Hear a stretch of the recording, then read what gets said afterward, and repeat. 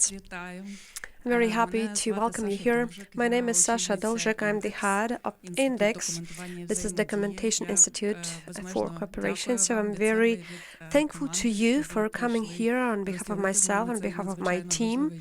It's a very important event for us, so it's great that you are with us. So that's the summer event. So we named this event Victoria Day. That's the Victory Day. The victory she was struggling in the bomb shelter. So right now we commemorate Victoria Amelina, Ukrainian writer, the civil defense and the Ukrainian PAN member, started from 2002. She's also the criminal investigator in the Truth Hounds, the poetess. And I'm very happy that the partners from this organization, Truth Hounds and Ukrainian PAN, and also the New York Literary Festival, the one founded by Victoria. What is important is action, and therefore right now our memory is action, and we are here creating our memory by being active. We need to talk about Victoria, what was she, what she meant for the Ukrainian and international cultures. But also we gathered here to speak about the fact how we continue those numerous initiatives that were launched by her, how we create living memory, and how we continue those deeds which were important to her.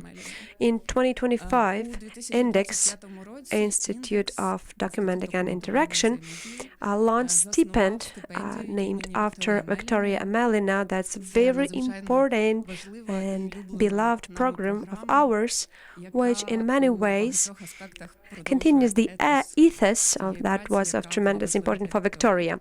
So our name is Documentation and Interaction and Cooperation because we document the experience of Russian war against Ukraine, and we do within international cooperation by inviting people from here and from abroad who help us to reflect, to imprint our experience. And therefore, Victoria Amelina program works in the direction as it invites for the term of 3 months the authors from Ukraine and abroad to Lviv city to spend this city in INDEX and to work over the work in the genre of documenting writing, and which also is a consequence of those events of the Russian-Ukrainian war. So we invite those people because this international aspect was very important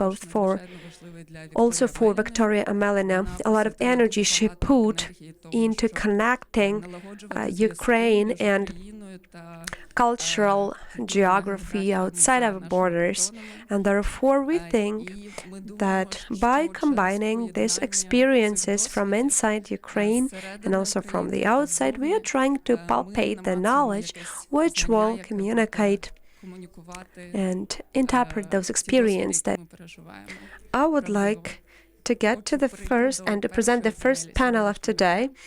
So its name comes from the poetic collection of Victoria, published in 2024, The Testimonies, and I will be teamed up today by two wonderful women.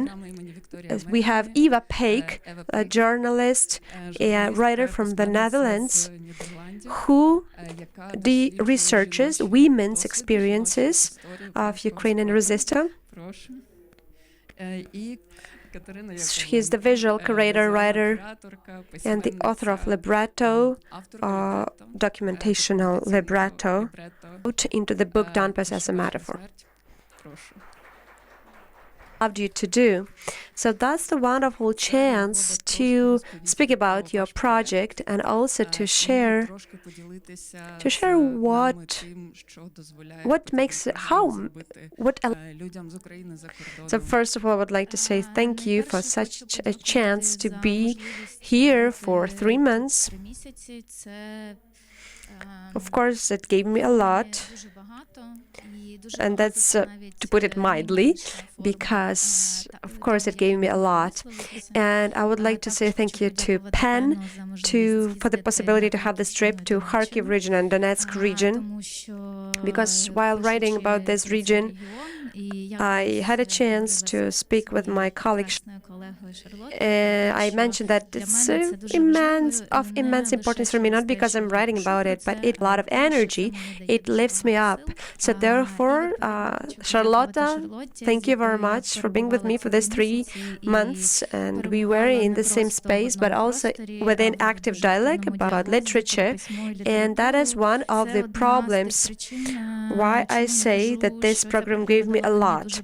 Not because in my daily life I speak a little about literature. I write a lot, I talk a lot about with my colleagues, but I barely speak about what I am speaking about. I talk over about others' texts because I'm an editor, a curator, so very often I analyze others' works. Therefore, this program made it possible for me to understand my thoughts, understand my texts, starting from 2022, but also to dig deeper into the archives and to have a look at what I was working on before, because I tend to believe that we write one and the same text, sometimes in different forms, in different layouts, but this story drags along for a while, because I had a thesis that was not finished about the visual culture connected with Donbass and with the miners' representation, with the publicist texts, and about the war from 2014. So this program made it possible for me to have a look at this from the side, to step out and to have a look at a fresh look on that, because I understand that my writing is mainly reflexive of the modern state of our country, of my personal condition, of the way I feel this reality right now. And of course, the cultural context and analysis is very important, but that's a kind of material way. So I really wanted to have this outlook. And when I was applying to this program, I thought that would be the book connected with arts. So I thought about writing 2 books, actually. So I have 2 projects of the 2 projects of the books. But after I was given a green light to this program, and while packing, I thought that I have to finish this book because it will haunt me for the rest of my life. So therefore, that was very fruitful time to be with myself, to understand what I feel about it, how I can speak about it, and therefore, being within this context and writing from here, so that is what the program gave me. I had great pleasure to see the transformation of this project, the way it evolved, and I'm very happy that we will be able to have it, which was really painful, but still, it will remain of key importance for me personally. Eva, so right now we would like you to share your experience of being here within the program and also share some ideas about your project. Thank you, Sasha, and thank you, everyone. Oh, I will put this off. Yeah, it was a great honor. It is a great honor for me to be here. I could talk for a very long time about what this program has given me, but I will try to keep it short. So, first of all, it has allowed me to continue a project that I started last year. Last year, I came to Kiev for 3 months to research the experience of women, the effect the war had on the lives of Ukrainian women. So I interviewed a couple of women and I portrayed 5 of them. And I wrote this long piece on these 5 women.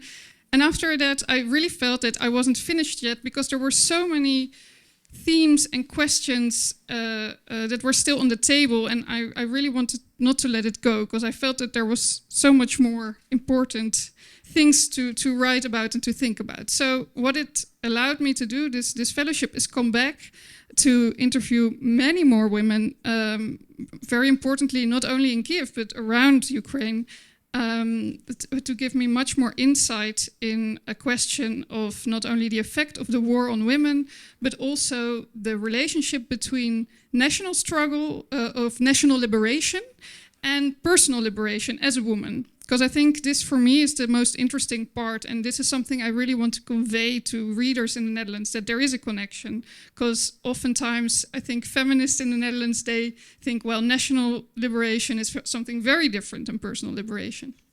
So it has allowed me to speak to many more women, many more localities. It has allowed me to really immerse myself in Ukraine for 3 months with like all the great contacts that you have, the great network of brilliant women and people, but mostly women actually, who I could share my ideas with, who could correct me, who could inspire me.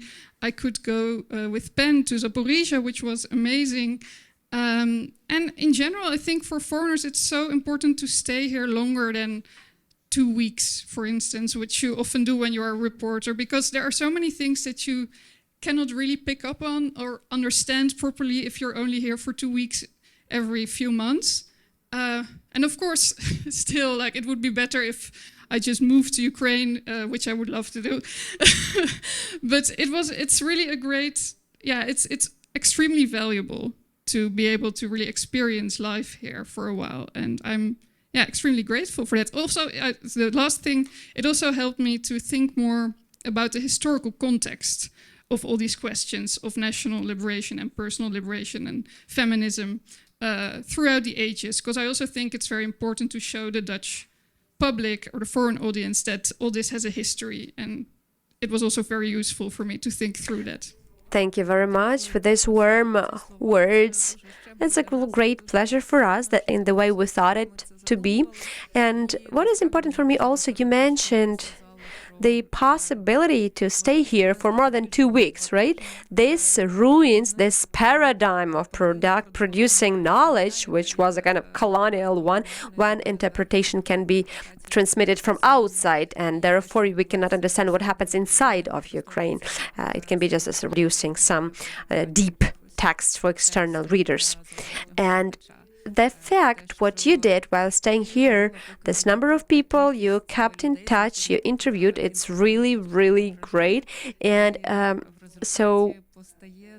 and we have kind of detailed scrutinizing text, which makes it possible for us to recognize ourselves there. So, Yeva, could you please read some part of your project and maybe of it? And then the title, and then we will talk about... You want me to share the title of my project? If you don't mind. It is a preliminary title. It is the title now is Looking for Miss Ukraine, which I know sounds a bit like looking for Miss Ukraine on like Miss Universe pageant. And it is a bit ironic in this way, because I hope a lot of people will buy it who are looking for this kind of text and then find something very different. I will read a bit from what I've written these 3 months. I have been to... I was especially interested in young women, young feminists that are interested in traditional culture, because in the Netherlands often traditional culture is associated with traditional values, tradwife kind of lifestyle, and here something is very different. So I wanted to meet young women who were into traditional culture to see what it means here. So it is behind the 7 mountains, Sophia says, when we're almost there. It sounds like a magical land, and that is how Sophia sees it. She has been dreaming about returning here to her village near the Moldovan border, where she owns some land. Literally, having dreams about it. I know Sophia because I once interviewed her boyfriend and attended the party his friends threw him when he was mobilized back in 2024. She is a 23-year-old composer living in Kiev, a tiny woman with black curly hair, an aura of great calm and earnestness, always carrying around a knife tied around her waist. Since the moment I met her, she has fascinated me greatly. Now we have come to the villages of her dreams looking for songs, folk songs to be precise. So we drive around, passing charming white-blue houses, and if one of us sees an older lady, we will cry out, "Granny!" and pull over. Sophia will jump out of the car and ask if she knows any songs. We are looking for the really old ones, for the original Ukrainian culture that lies hidden underneath the Soviet influence, which is not always easy. Sashko comes with us, a folklore student from Kiev. As a 19-year-old trans kid, he does not describe himself as overly interested in political ideology. "I'm just a guy trying to figure it all out," he says. Sophia is a self-described feminist and an anarchist nationalist, something Dutch feminists would raise their eyebrows over. To be fair, I raised my own eyebrows over it. It sounds like an impossible contradiction. Being in Ukraine, however, has taught me to be wary of my sense of what is contradictory and what is not. When I visited Kiev in 2023 and I saw all the people drinking coffees in cafes, I saw it as a great contrast with the reality of war. Now I don't see it that way anymore. People drink coffee, I realize, because they are tired of the air raid alerts. And everyone I spoke to in those cafes has their own war story. After this realization, I've come to say "and" instead of "but." For instance, Ukraine is a so-called borderland, and to me, it feels like the center of the world. Ukrainians confront the harsh reality of the world as it is, and they will not settle for what realists tell them they should settle for. I could go on. So why not anarchist and nationalist?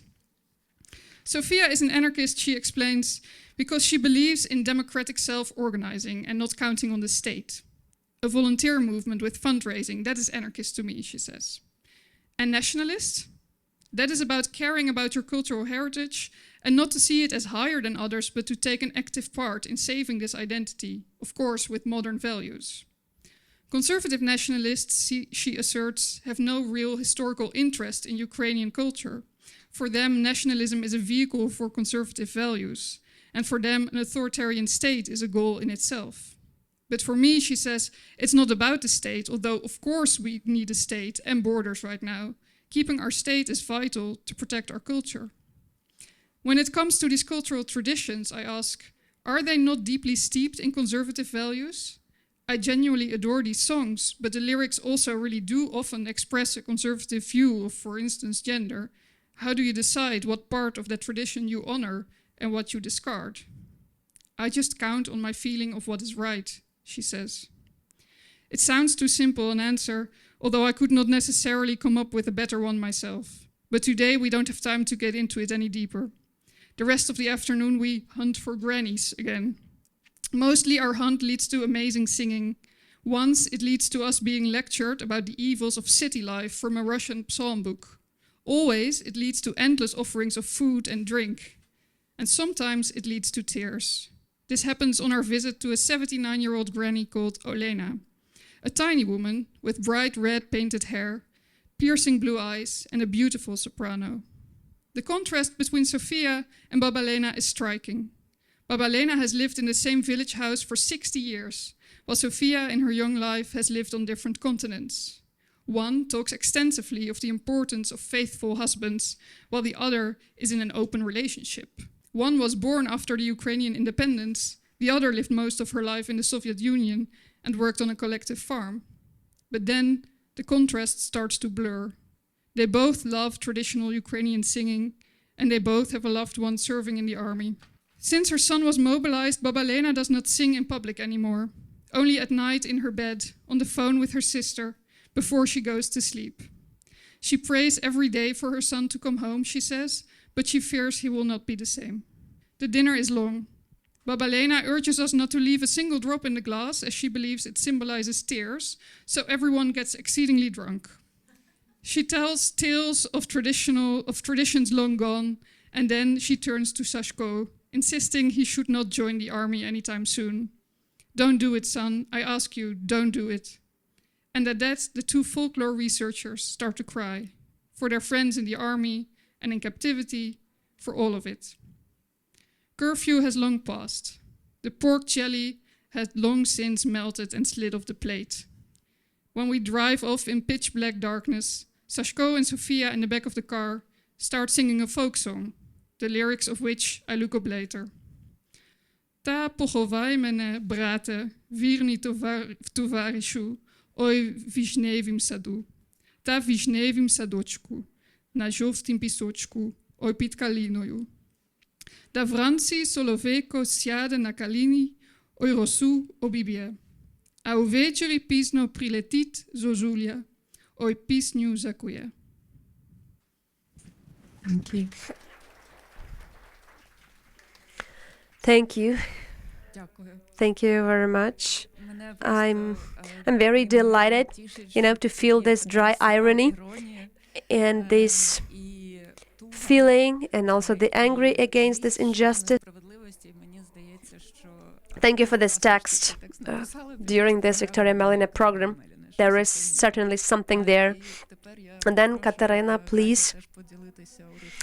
So maybe I will explain the way how my text is composed. It's a kind of poetic text, Donbas as metaphor. The name is not because of the text being poetic, but because this is my feedback to the Olena Styashkina, as she said that there is no Donbas anymore. She put it in one of the interviews on Radio Liberty, but this idea was, from many people, from intellectual people from all around the world. But Olena Viktorievna put it very brief.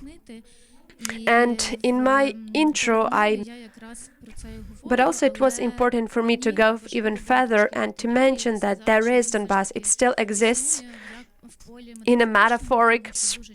People have it as a reference, both in the visual culture, the one I'm writing about. That is why this is the book. So the first chapter, it's entitled "The Aftermath of the Past." I will read out only 5 parts, but there are more, so I hope that you will have a chance to have a look at the full text, but to have at least the holistic understanding of it. So, the mounds that were once tall have titled, worn away, flattened out. There is not a single mountain around. To whom to go to confess? To whom do I shout out so that they finally will hear me? I'm standing in the middle of the graying steppe near the former forest, and overcoming the noise of the wind, I try to say something, but the word falls before it reaches me. Still against the wind, I begin to speak again. The noise of branches, rustling leaves, whining, howling, and silence which sometimes rings. That we ring the bell in the bare old steppe. Perhaps for the past, the exotically tragic one, the one that comes in dreams through the repetition of the same plots, as if death itself sitting by the bedside whispers them in your ear.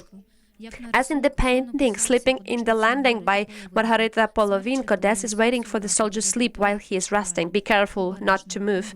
All of these stories of the past, whether echoes of memories or mirage, make their way through daily rituals, language, body, skin, gait, and breathing habits. In the devastation brought by new trauma, new war, new ruin, new nightmare, everything seems new, like a glance that was momentarily blinded by a blazing sun. When you open your eyes, it seems that everything never happened.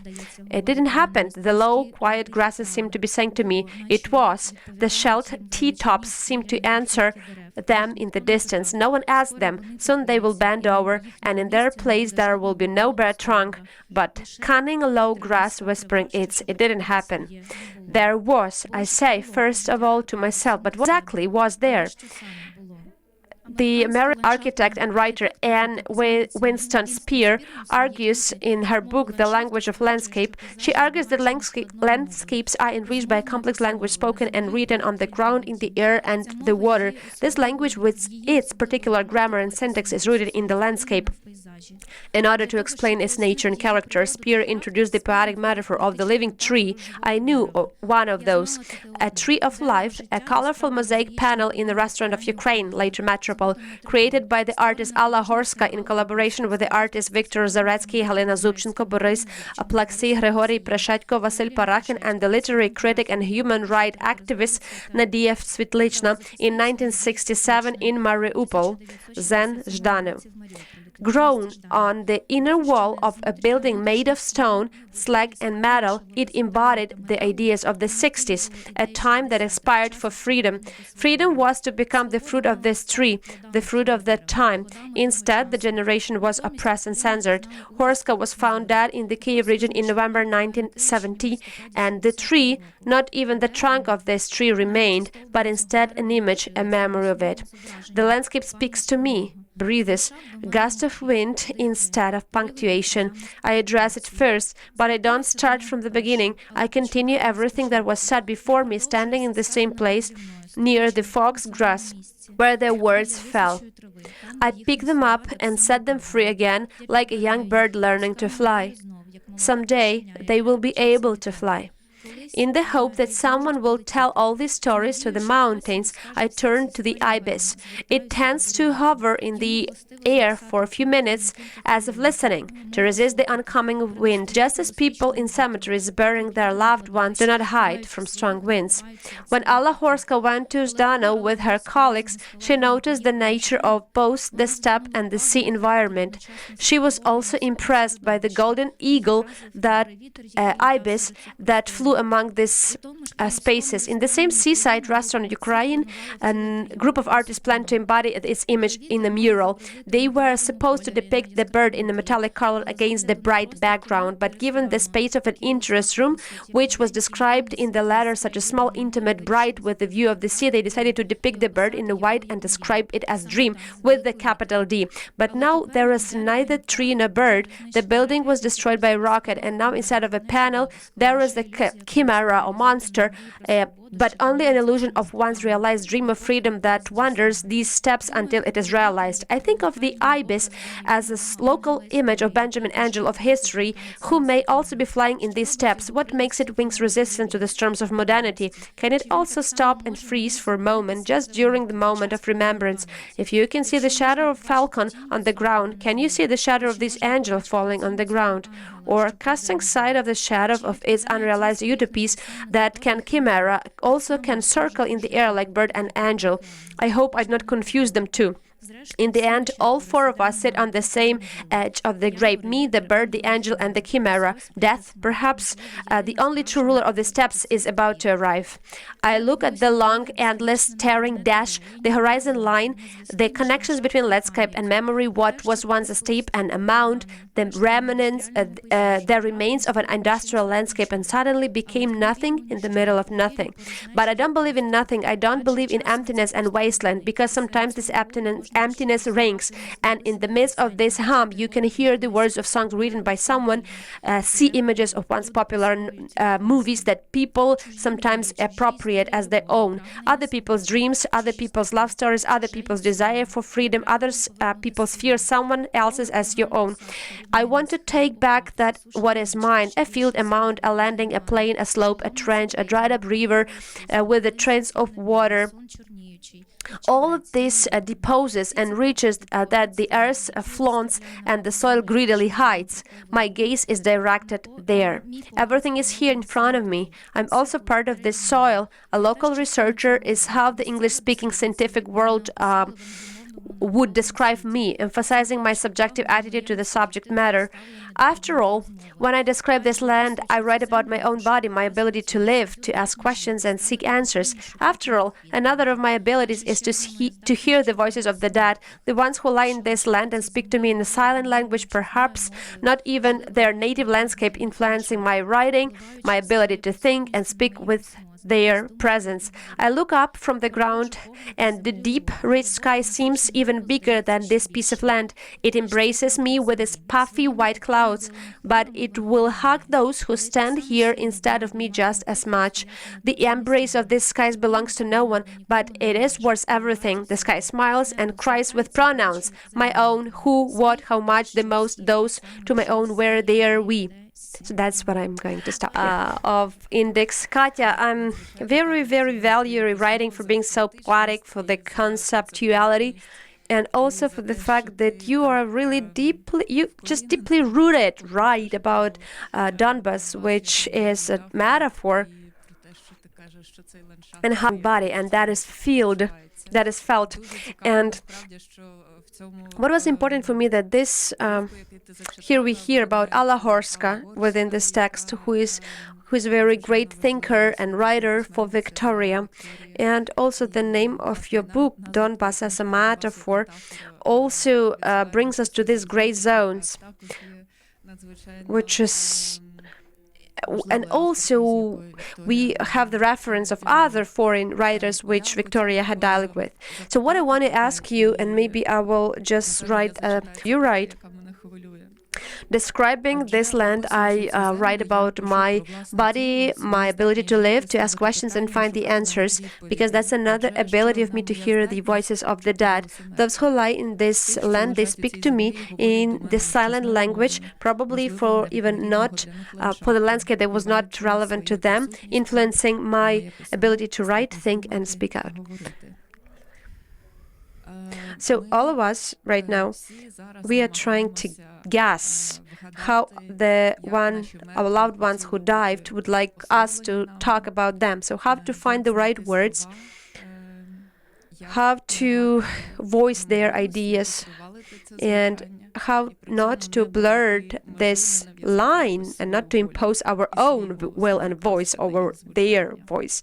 So we think about this right now, all of us, and I would like to ask you, how do you find this balance for yourself when you speak with those, with the loved ones who died, and how do you take responsibility to talk, to speak on their behalf?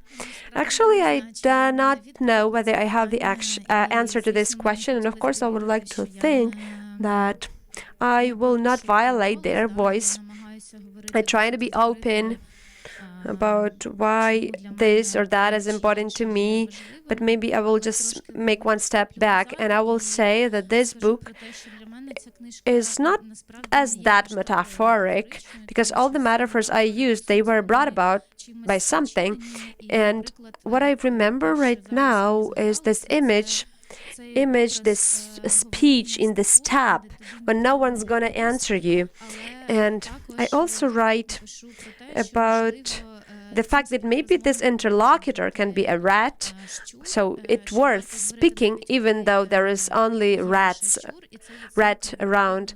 So I just remember the text of Ihor Kozlovsky. He is important to me as well, because historically it happened that I was in Donetsk in spring 2014. I had a chance to see Olena Styashkina, Ihor Kozlovsky there, Alexei Panich. So we had small talks about what's going on around, and I remember this quite often. And I remember these conversations. And also Yuri Matushchak and Libretto, I wrote in commemoration. And when I was a student of historic, he had the organization Push, that's the name of it. So I cannot say that Yura and his organization influenced me, that's why, in the way that to change everything in my life. But the presence of his work and of him was very important. And there was a show of the film, The Shadow of Forgotten Ancestors. It was showcased in there, and we applauded that, we as second-year students. So a lot of cultural events which still evokes in my memory. So whenever I say that I speak with those who died, I have in mind some specific people I would like to stand side by side right now and to have a conversation. And also in my text there are a lot of reference and quotation to Vasil Stus, again about not native landscape. I think, yeah, maybe that is about him, because this landscape became native to him. And I think recently I had a thought, I haven't even completed it, but I can share it with you. So very often we turn to these personalities in a tragic moments. We can say like, oh, this person thought in this way because something happened. and then we try to understand it better. But I would like, not to forget about that. And we do not need to have these tragic dates, tragic events, or new tragedies just to remember about people. Because, yes, they made their input so that we can have this conversation. And whenever I say about continuation, it's very important to me because I don't want to be just a single one surrounded by nothing. No, I want to be one around many because we have a lot of these many and all of them are talented. And of course, that intensifies your word. Yes, surely agree. And I support you in this idea of continuation of the conversation and to supporting these voices which still we can hear. So I would like right now to turn to Eva, and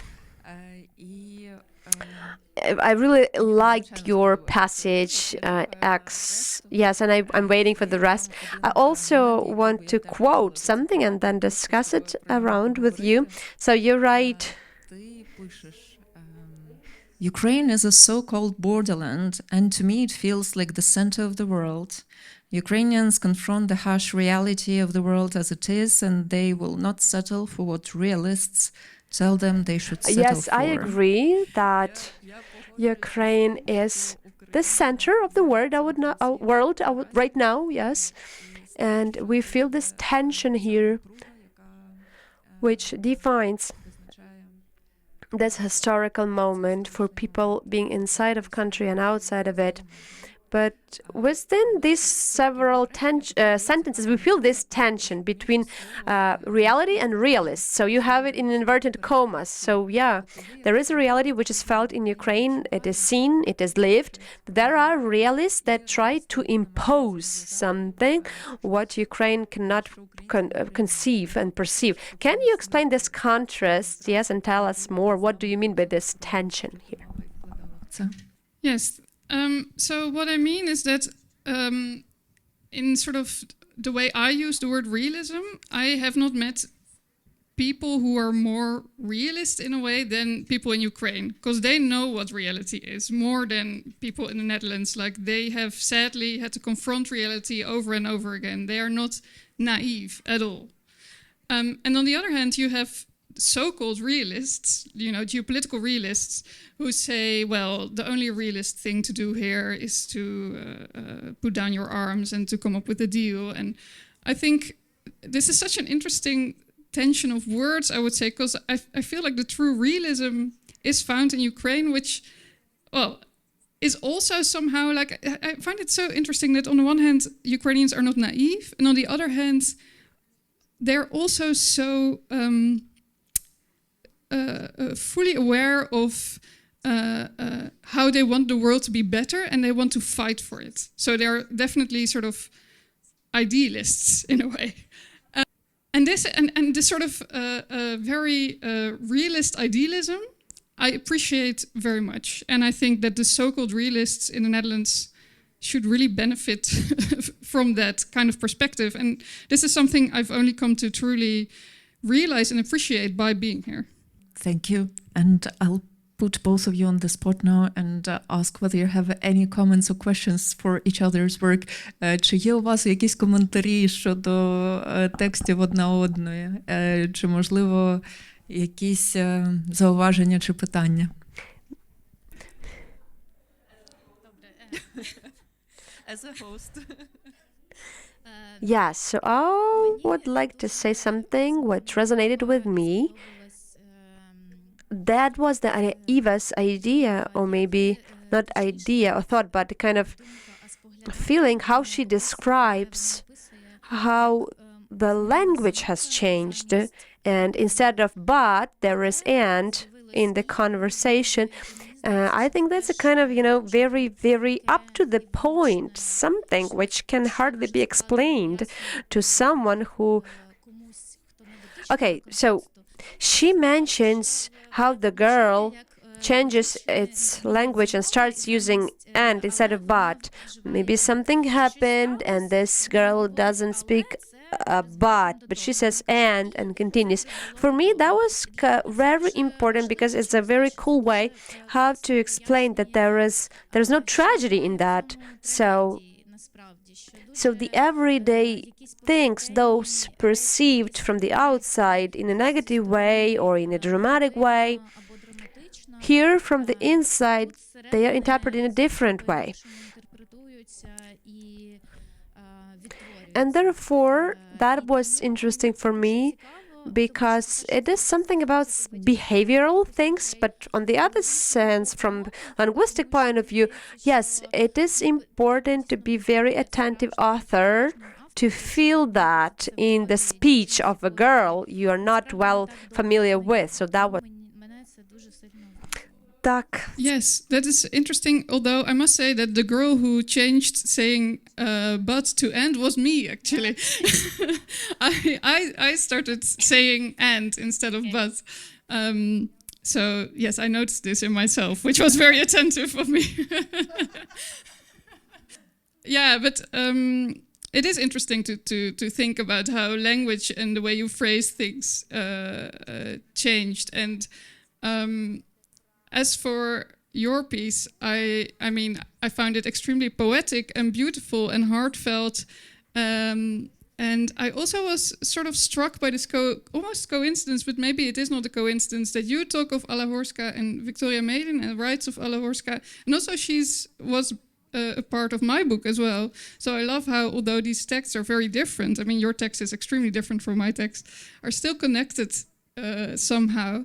And what just struck me so much is the love for the land, the physical land, which is also, I noticed in Sophia, this girl that I went on this trip with, and that is a bit foreign to me as a Dutch person. Like, we don't revere the land in this way.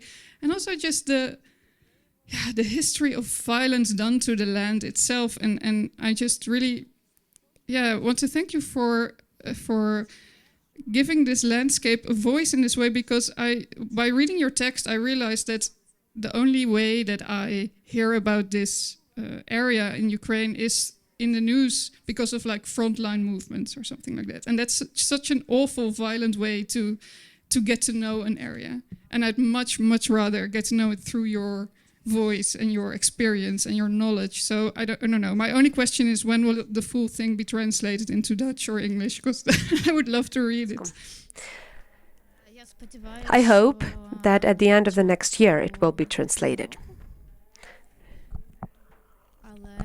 But as soon as I have the translation, of course, I will give you the manuscript. I very appreciate the speed of Katya. No time to waste. So right now I have kind of difficult question to you, but you basically started answering it. So that is the question about how your work communicates with the work of Victoria Melina. You mentioned already Alla Horska, about some symbolic personalities, etc. But I want you to think a bit about that, and also to read a text of Victoria which resonates with you. So maybe we will start with Katya. Maybe that is also an answer to we can have I chose the poem, not the poetry. I do not write poetry, I'm prosaic, but reality of war eats up punctuation. The cohesion of plot, cohesion gets devoured as if a grenade had fallen on the tongue. Fragments of language seem like poetry, but they are not, and this isn't either. She's in Kharkiv, she is a volunteer. So yeah, there is a kind of context for me. I chose it because it resonates with me a lot as an author who doesn't write poetry, but I wrote libretto. And this text of mine right now looks like kind of poetic, even though there are many metaphors which are connected with the reality.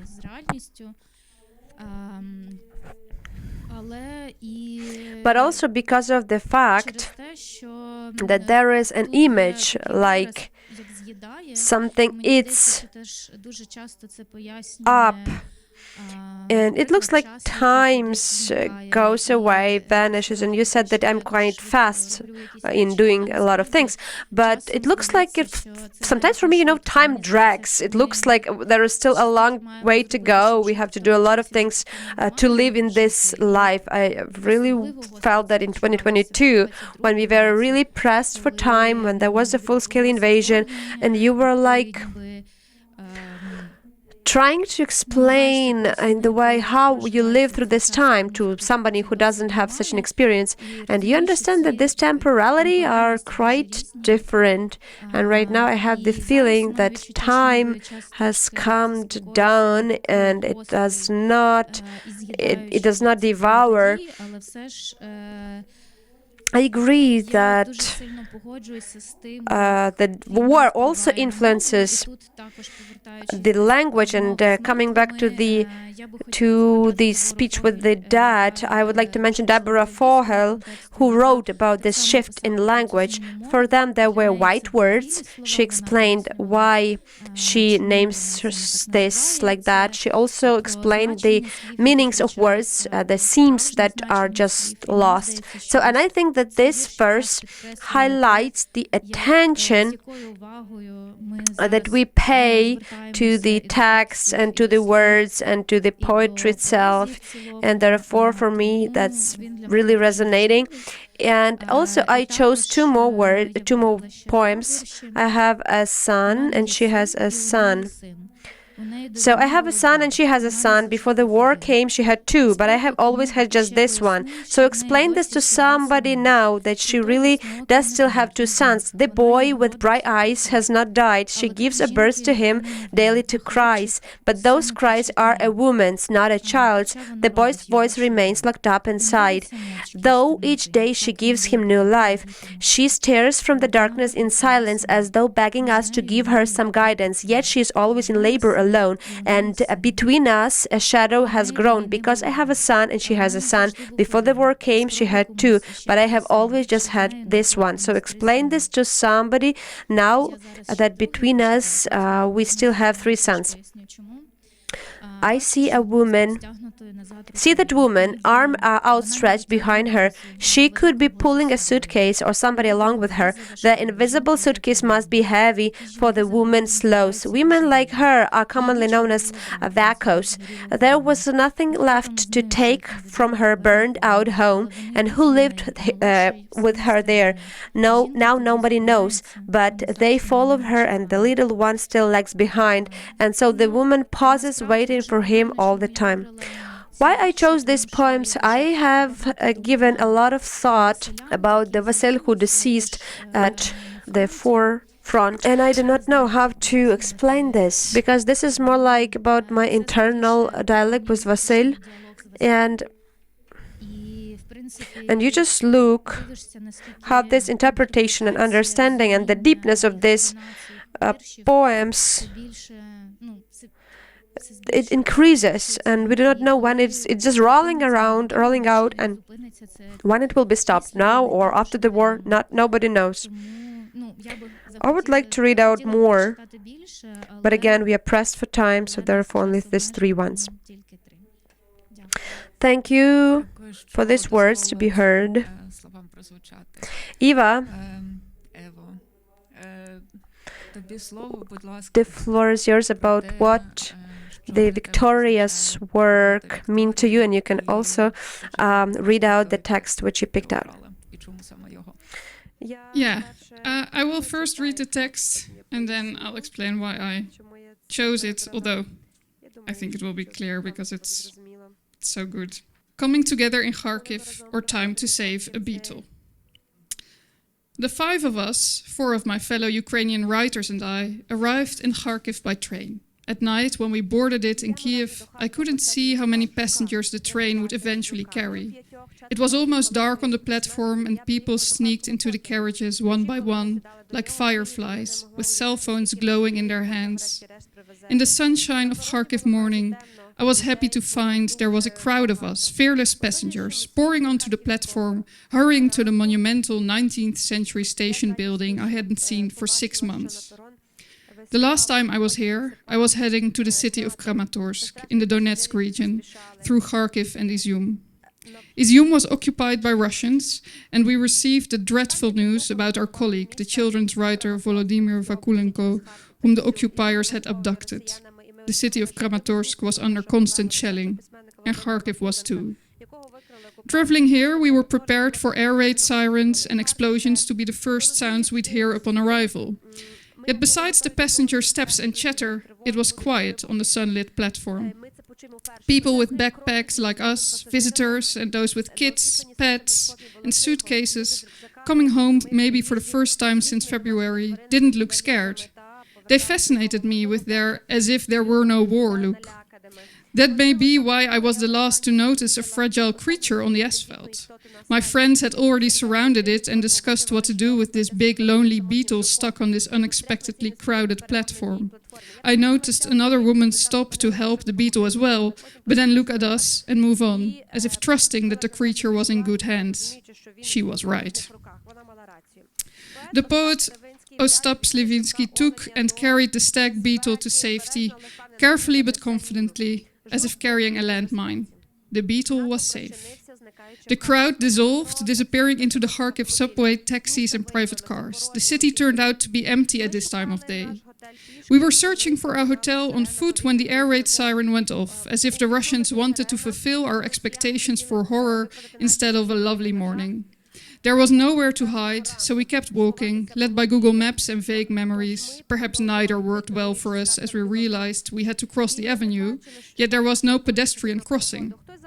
Someone suggested we go back to the previous one.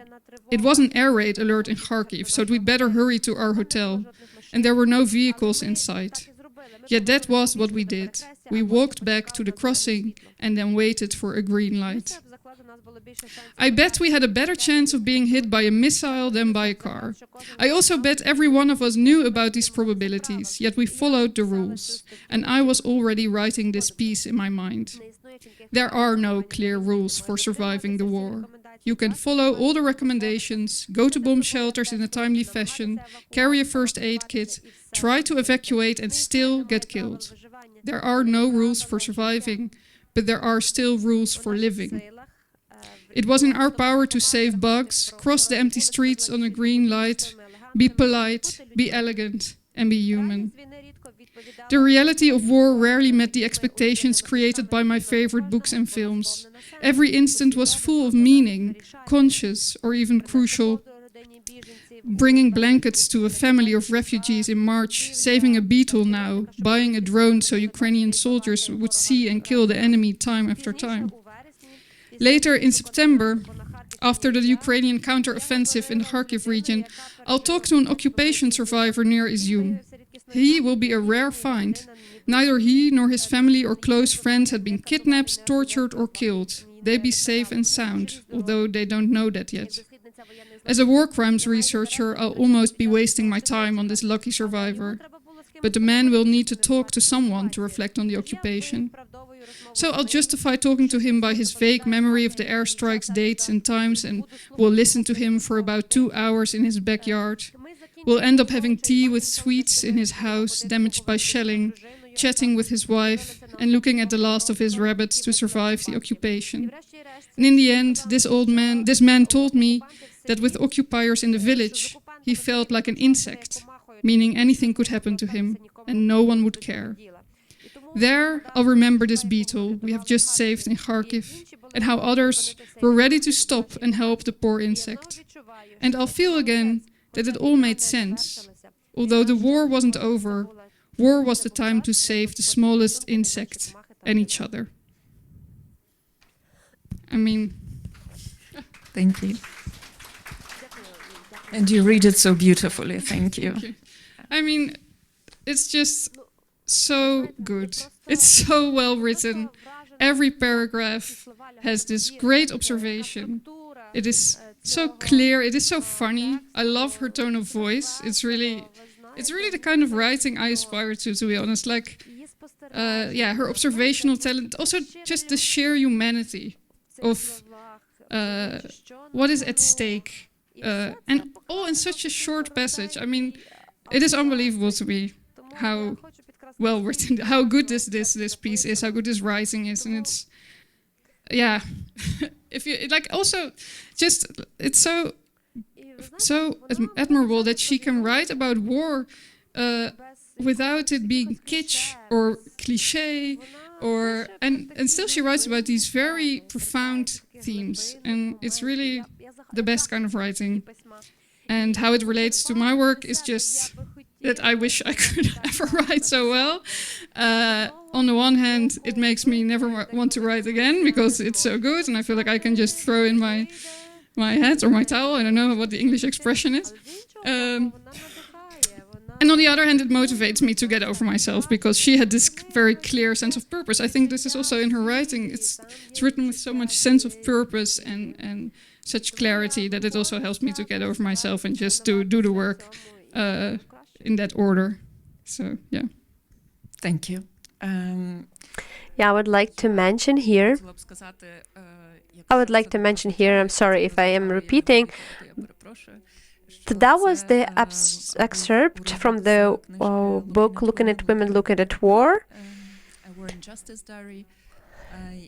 And today with us we have the heroines, we have the characters of this book. So Victoria depicted women who were fighting for justice in the way how Victoria did that. And I'm very happy that you made it today. We have Yulia Daniluk. Thank you for being here.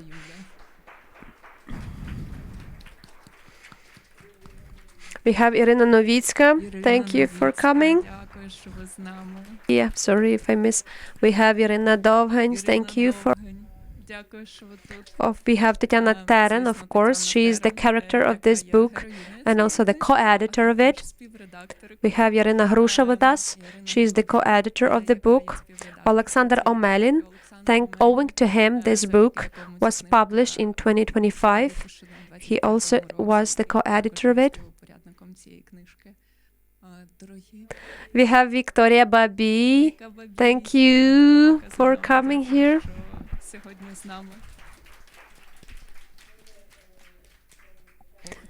Yeah, it's very warm, and I have a mission which I'm gonna fail. I want to read one poem. So first of all, that will be a bridge towards our second panel. When winter came, they took aim at my house, and cracks appeared suddenly in hers. In her home by the sea, on the ancient rocks. What's wrong with her building? The neighbors asked, looking askance. While my house stood whole among the chaos, when they took aim at my trees, at the chestnuts, the poplars, and especially the sour cherries, the tree in her garden, which she'd planted as a child, which she'd raised alongside with her children, fell and covered her entire world, yet in my distant city with many trees. Not a single tree fell and still stand there, green.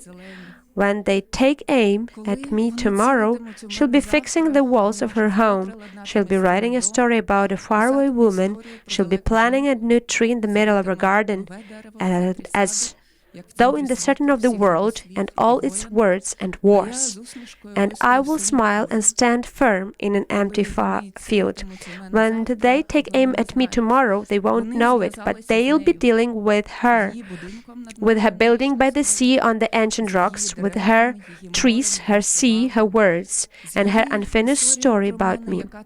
And just the same as if they aim at you, they won't know it, but they'll have to answer to me and my unfinished story about you, and yes, they will answer in turn to her.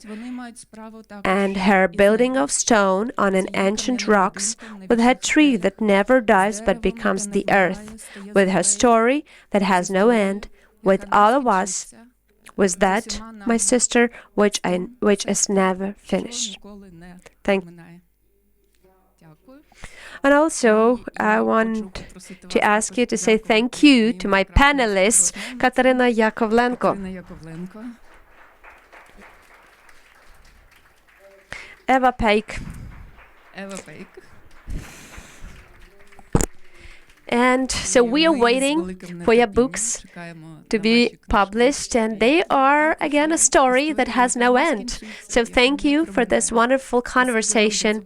So friends, right now we are having a small break, and please, so we have 30 minutes for it, and see you.